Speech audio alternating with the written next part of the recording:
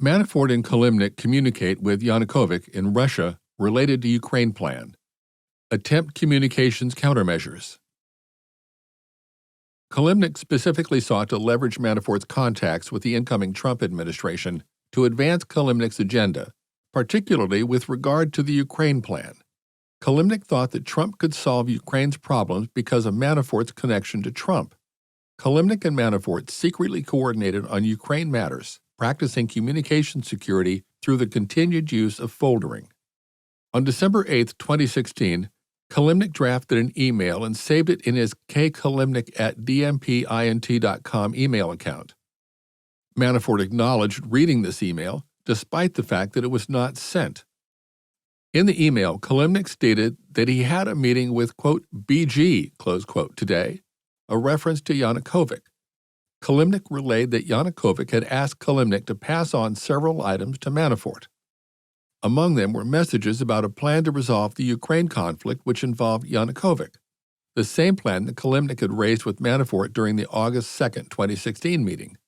The email said, quote, Russians at the very top level are in principle not against this plan and will work with BG to start the process of uniting DNR and LNR into one entity, with security issues resolved, i.e. Russian troops withdrawn, radical criminal elements eliminated, The rest will be done by the BG and his people, Kilimnik further wrote that, quote, all that is required to start the process is a very minor wink, or slight push, from DT, saying, quote, he wants peace in Ukraine and Donbass back in Ukraine, and a decision to be a, quote, special representative, and manage this process,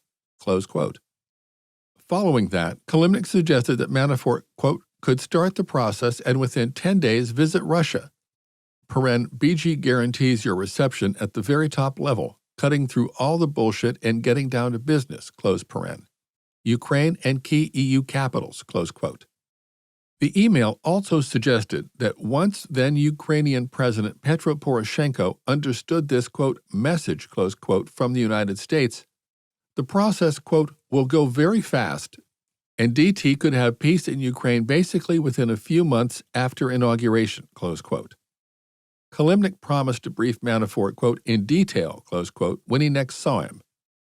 Separately, OB officials conducted outreach to Manafort on the peace plan. Kilimnik and Boyarkin arranged a meeting for Manafort in Madrid. Manafort, redacted.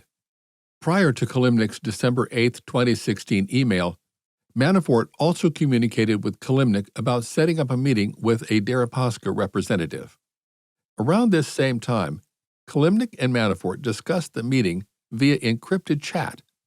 A redacted of some of these encrypted messages between Kilimnik and Manafort, taken from redacted and obtained by the committee, suggests the meeting was designed to be about, quote, recreating old friendship, and, quote, global politics, The below represents the exchange as captured by redacted. Kilimnik. V understands where you can potentially come and is working with his boss to get a meeting organized. My understanding is that it will be about recreating old friendship and talking about global politics, not about money or Pericles. Kilimnik. Wonder if I should share this with V. Manafort. Yes, you should share. Say I am confused. Nothing to negotiate. No rush to finish. I need this finished before January 20th. Redacted.